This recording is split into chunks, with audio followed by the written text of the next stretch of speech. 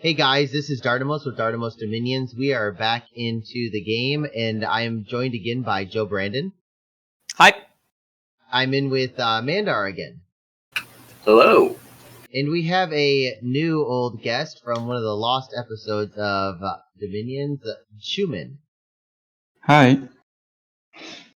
So last time we got through two turns, and I'm really proud of that. We're gonna try a new format this time. And just kind of look through. We're gonna go through the messages, which there are none this time, and then we're gonna look at the battles, and then we're gonna talk about them. So real quick, boring, and then we're having some troops desert. So not a big turn this turn.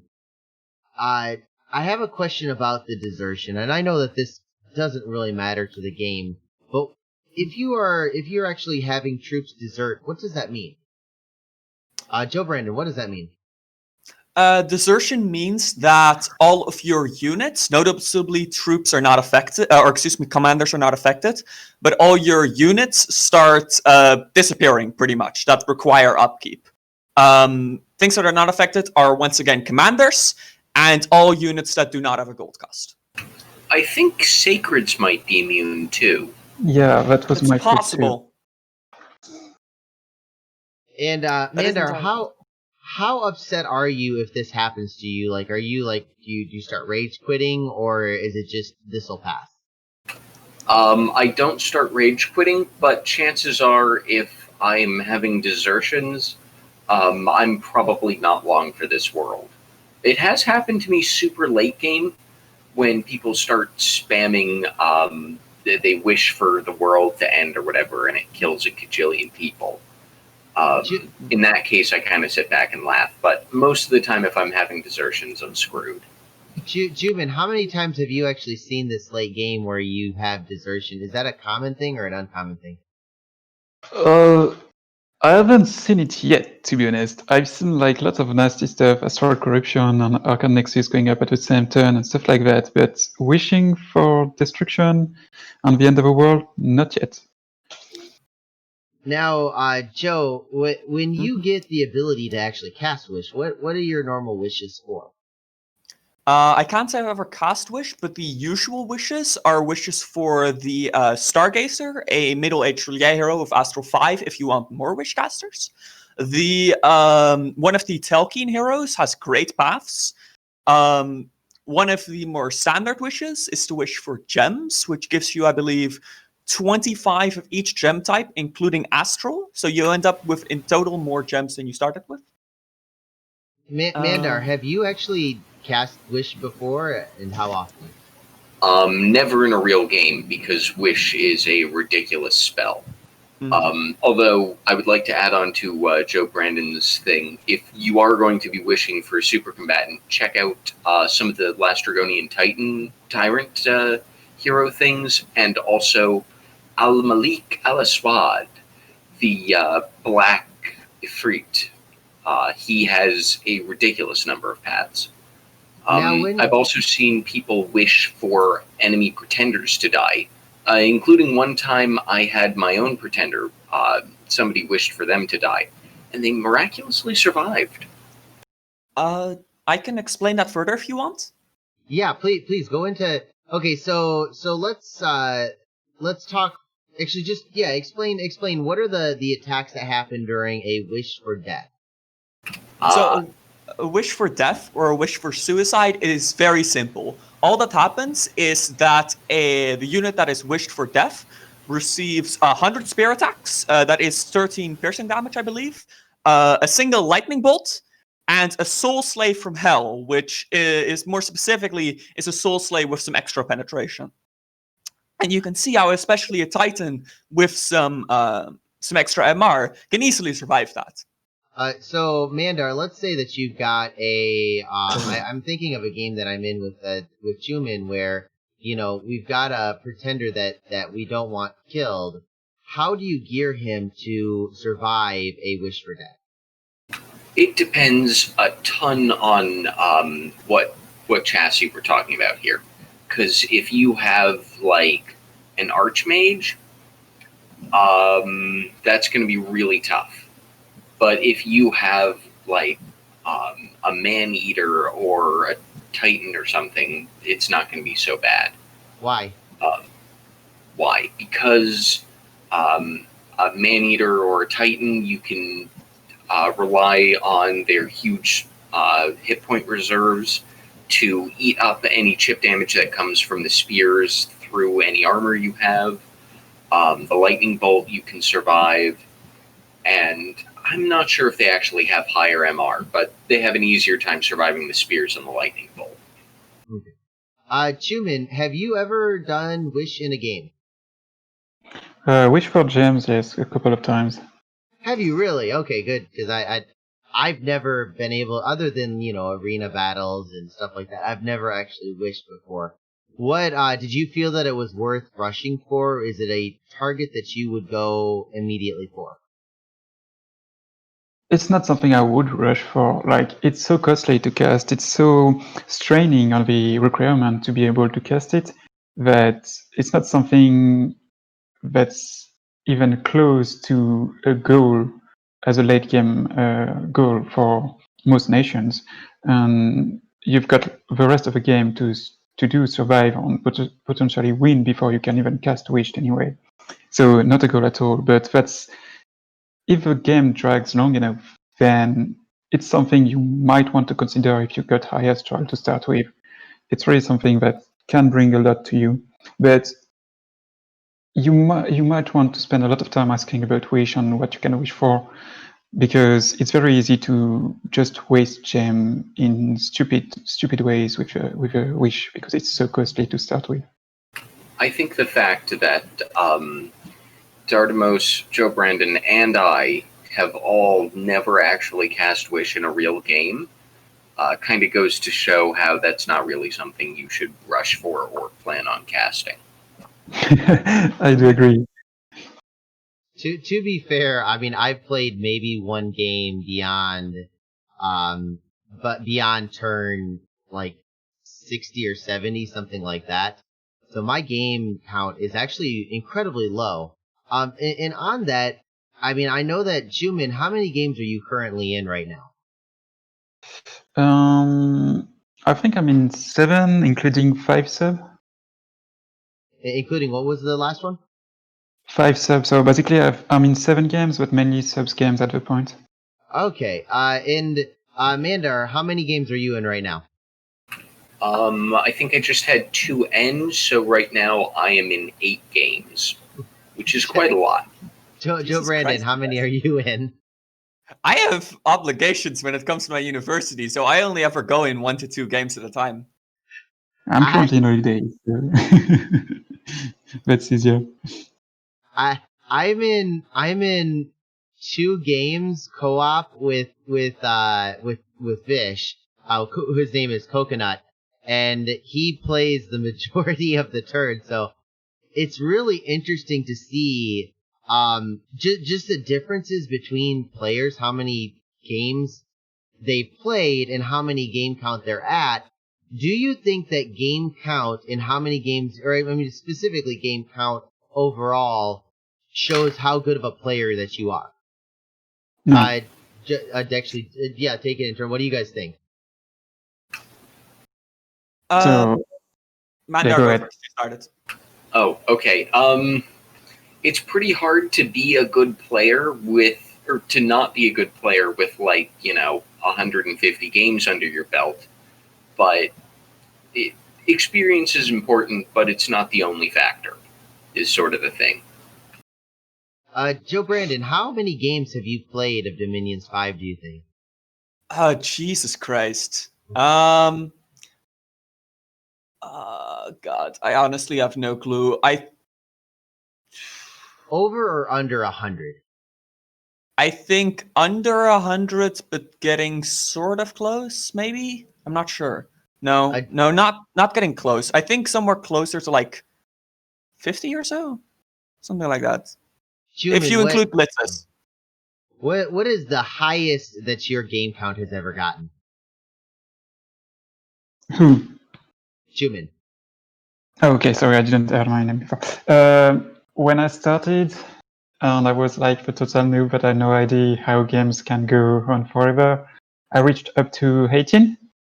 That was that was a shit. very, very, very big mistake. I mean, where did But you get time to eat? basically, I just finished my studies at the time, and I had no job, nothing, whatever. So I had lots of free time.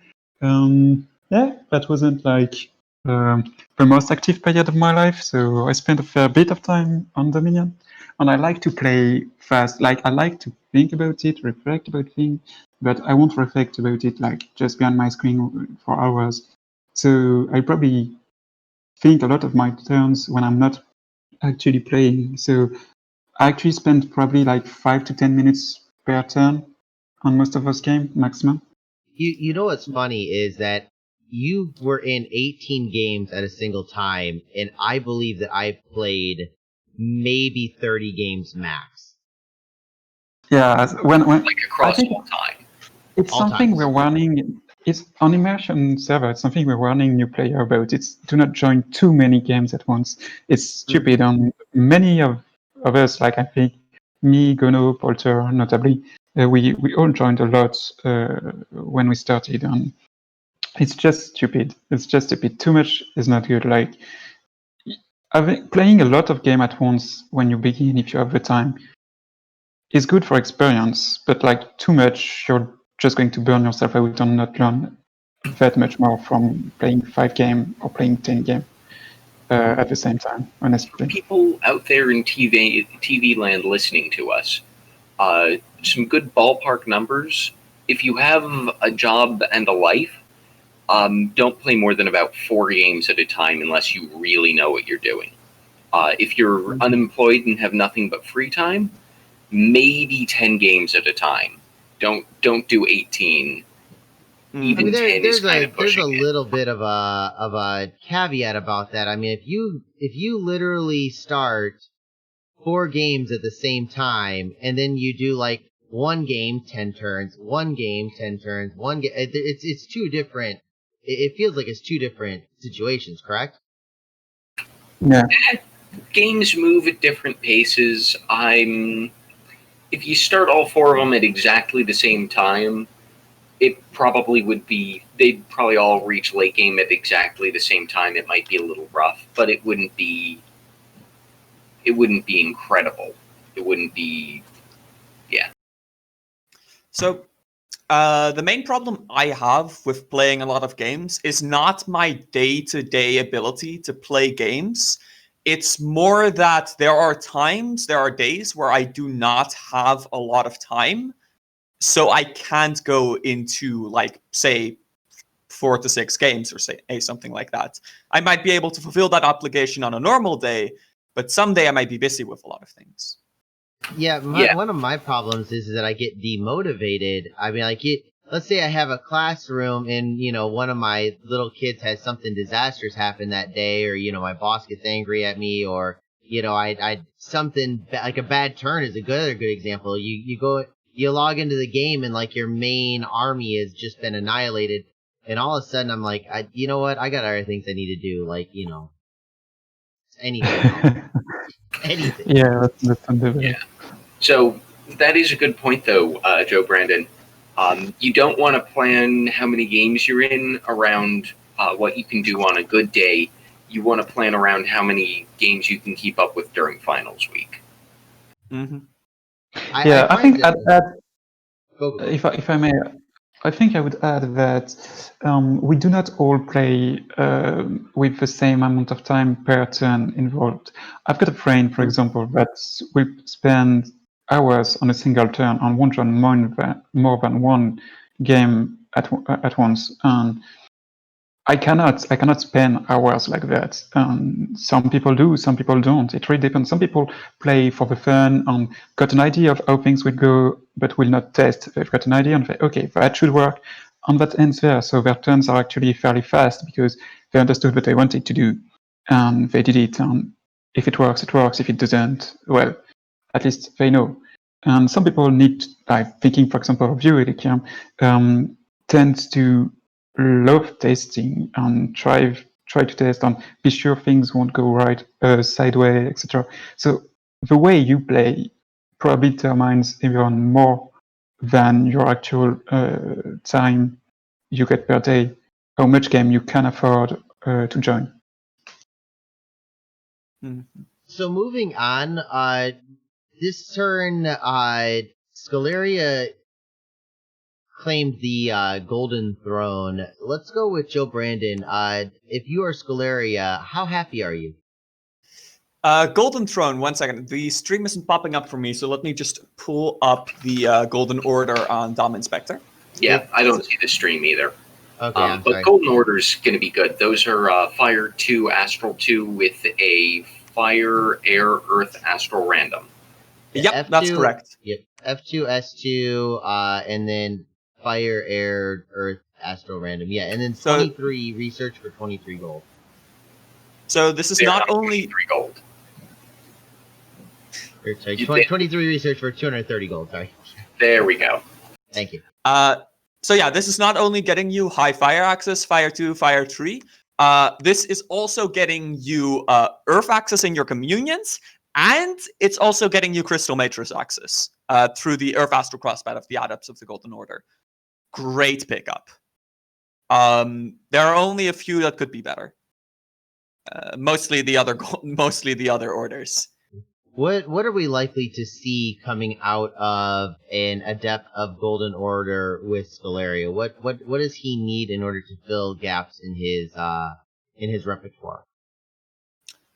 The most obvious use, just like when you're thinking of Scaleria and you're thinking of them having fire access, is they can better protect their horde against, say, a firestorm.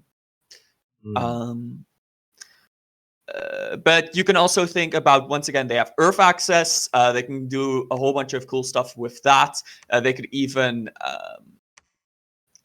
something funny. They could. Go ahead. They can get air into their communion. So, like, if you're facing heavy missile, heavy projectile magic, like for example, you can do air shield on your communion slaves, stuff like that. You can cast a fog warrior, which is actually pretty nasty on huge armies of skeletons. That's just like my first thought. What's really interesting and what my favorite thing is when you get a group of players that know what they're talking about, and I can go in here and say, okay, he's got Fire 2, S2. What happens if he randoms, let's go Earth. So now he's F2, S2, E1. What type of spells or what type of crafting outside of communions does he now have access to? Not considering communions. So just forging and stuff? Just forging and, maybe communions just to get him, what does the cross path give him other than, higher earth spells like, like Army of Fu? What would a earth, fire, in a communion be able to do, or in a crafting be able to do, or what would an earth astral be able to do? Earth astral does crystal stuff. Earth fire can do like magma things, and has some nice thug items, but that's not really a big deal for Scaleria. Mm-hmm. I'm also seeing, Joe, what would you do with Earth Astral? The most obvious thing, of course, is the crystal stuff. You could theoretically do Gifts of Heaven, but that will burn out the Scalarian communion slaves very fast. It might explode. Yeah, it might be your only possibility if you face a very heavily MR geared super combatants. There are other ways to deal with that. You do have fire, which means you could even cast something like Incinerate against super combatants. You could put boots on him, give him a earth gem, and then he could get up to earth gifts from heaven by himself. That is true. It would mean that he would have some trouble, like, staying conscious, though. Gifts from Heaven costs a whopping 50 fatigue. Yeah, that's gonna be a rough one. Yeah. Now, if you're putting gems on him anyways, you could also throw an Eye of Aiming on there, I suppose. Now, what is the difference between, because Marverni, I know, is they do gifts fairly often, correct? Yeah. They do We when actually they need talked to. about this yesterday. Yeah. They will blow up their communion slaves, their Sequani stargazers, if they try and use them as gift for heaven slaves. What they actually need to do that effectively is a weird reverse communion thing with Earth 2 druids as your communion slaves. And then try not to abuse them too much with other stuff. So it's more niche than you would think. Now, what is a spell that is good for communions, and what is a bad spell that's good for that's bad for communions? Like, what is the difference between spells you should use for communions and which ones should you not use for communions? Let's go with Txoumin on this one. Are we talking about spells that are meant to increase survivability of a communion, or are we talking about pure fatigue expenditure to not blow up your own communions? Okay, my goal is to keep my slaves alive. You don't want to lose your slaves. So what would you do to keep those alive? Well, one of the first thought would be to first increase reinvigoration. So basically, summon Earth Power. If you can have blood access into your communion or sabbat, would be to use reinvigoration. Otherwise, a good thing is to cast stuff like personal regeneration, which will allow your human troops to regen 2 HP a turn, so that can increase the survivability a little bit. That's not amazing. So if you reach a point where you use, for example, gifts from heaven, you will still end up blowing your communion, but at a slower pace. So if the battle goes fast enough, that can be enough to cast those buffs. If you're in the mind to micro a lot, you know enough about scripting, actually having casters enlarging your communion slave could be fairly good, but that's pretty mage heavy. It depends on the number of slaves you got and the paths you've got access, all that stuff. What is pretty good to do, though, is to pay extra attention to the path of a caster and the path of the slaves. So kind of like what mentioned Mandar, which is having the casters with the biggest, the higher paths to be the slaves, as the fatigue expenditure will be lower. Really avoid having off-path between what can use the caster and what can use the slave, because off-path will increase the fatigue expenditure a lot. What do you mean by off-path? Sorry, can you expand on that? For example, if you've got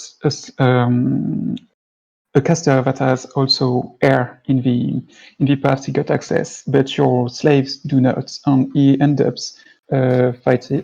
casting air evocation, notably, which can be very fatigue heavy. You end up having, I think, I don't have the formula in head, but I think it's like 200% fatigue cost on these slaves for this cast. So it's bad. I mean, we could definitely say that it's better to have. So if I cast an Earth spell, the slaves don't have Earth access, then it's bad for the slaves. Exactly, that's very bad for the slave, because what you got to keep in mind that is in communion, the moment you reach 200 fatigue, every extra 50 fatigue, you lose 1 more HP. So basically, any amount of fatigue above 200, you lose 1 more. You lose HP.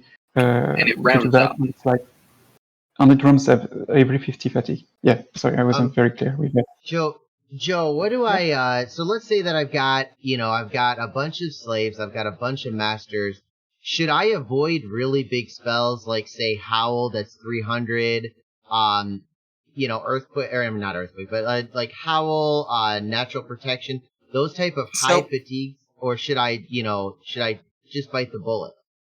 There are times when you just burn your slaves, just at the drop of a hat. And that is because your army costs far more than those 8 slaves or whatever the hell, maybe 4 slaves that you are burning. That might cost you, say, 300, 500 gold maybe. I'm not sure. It depends on how expensive your slaves are. Of course, Maverni has it the cheapest, but other nations slightly more expensive. There are times when it's beneficial. There are also things you can do to mitigate it, even when you have very high fatigue spells. For example, your slaves might survive, say, a cast of Fog Warriors and Mass Flight, but then your masters start casting off-script stuff, and they'll die anyways. You could end up giving the masters a bow and tell them to fire, and then they won't cast any spells. How often do you do that? It very much depends. It happens quite a lot, actually, with Crystal Amazons. Natively have a short bow, which means that they sort of inherently have a bow with which to try and shoot the enemy after they've cast, say, Fog Warriors and Mass Flight. I personally, what I like to do is, in fact, I don't even know if you can you have a master then cast Communion Slave and then jump into the Communion? No. No, so once they have one, then it's exclusive, correct? Yeah. Okay. Because I was curious, because that's what I was telling you, like, to fight Wailing Winds, I had him turn into a Communion Slave so he wouldn't run away. I'm almost curious if you could, to save yourself from going off script, just throw him in as a slave. Yeah, that would be great, but it's sadly not possible. Mandar, I think you might be able to do the reverse of that, though, if you have, say, Middle Era men with their spell singing choirs, because once they hit 100 fatigue, they leave. You might be able to, once they leave, then make them into a choir master. That would be stupid, and I don't know why you do it, but you could probably do it.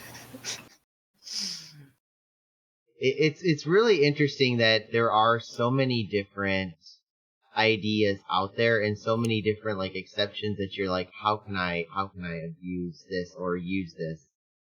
My favorite is the linebacker. Do you guys know the linebacker? That doesn't work anymore. That hasn't worked since like Dominions 3. Oh, okay, good. You know what it is. Mandar, what is it? That was past tense, where you would have many relatively tough communion slaves and have your communion masters cast a whole bunch of personal buffs to cheaply and easily buff up all of your slaves. And then you would have your communion masters retreat off of the battlefield so that your communion slaves would wake up and suddenly you have like 20 thugs. Okay, so this doesn't work anymore though, because when all your personal buffs go from the master to all of the slaves, correct? Yes. Okay, so if I cast personal regen, then it goes to all the slaves. If I cast, how about body ethereal? Does that work? No, it only works for things that are area of effect caster. I mean, I could literally show this right here. Okay, so let's look at this.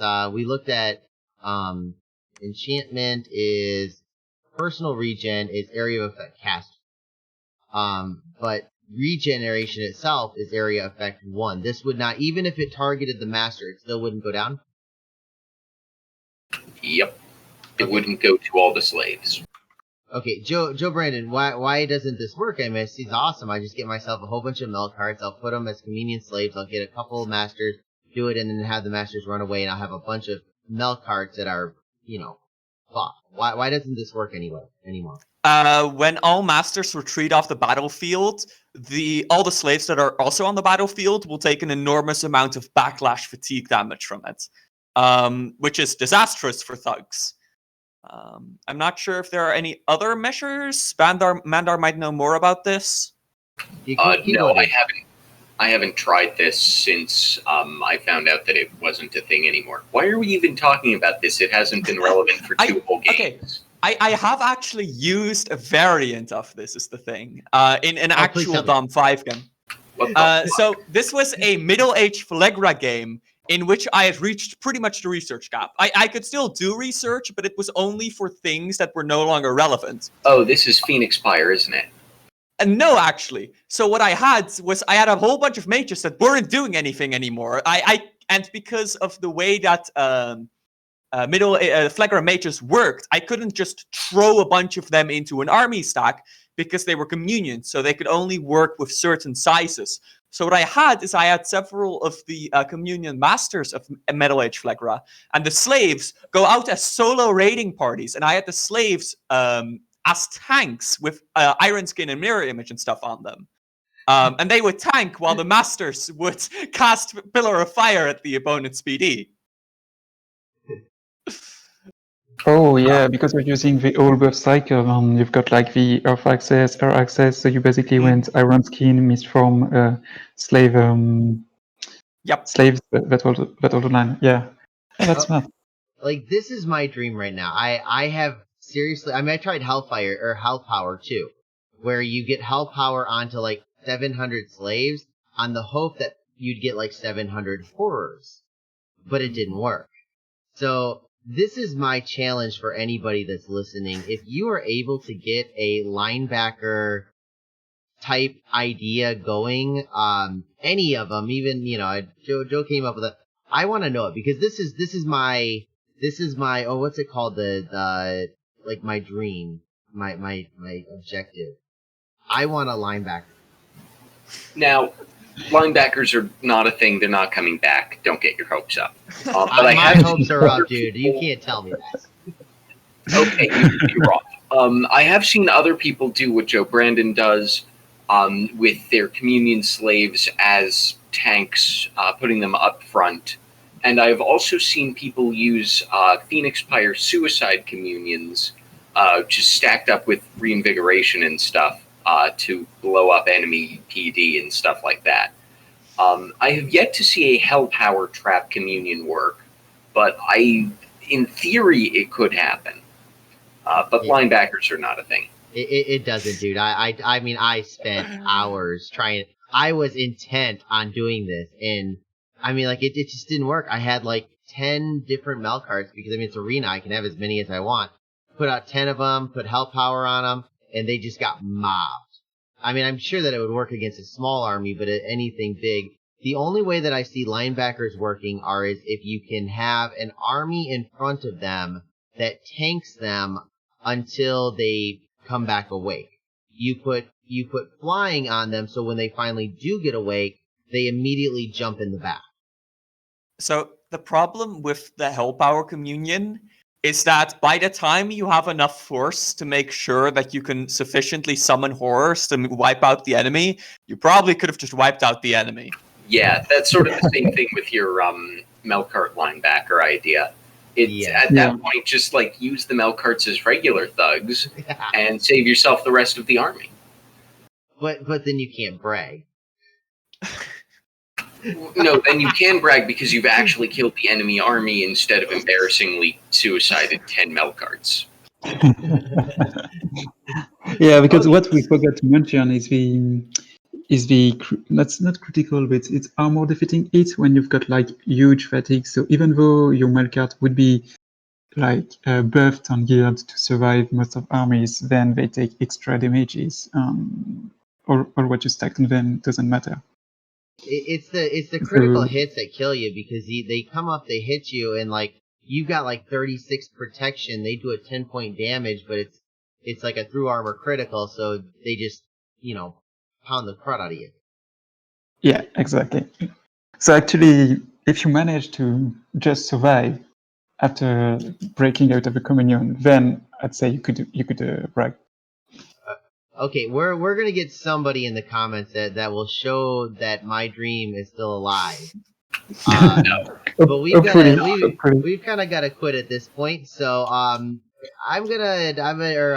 I'll leave you guys with that one or with that challenge. JoBrandon, thank you again for joining along with us.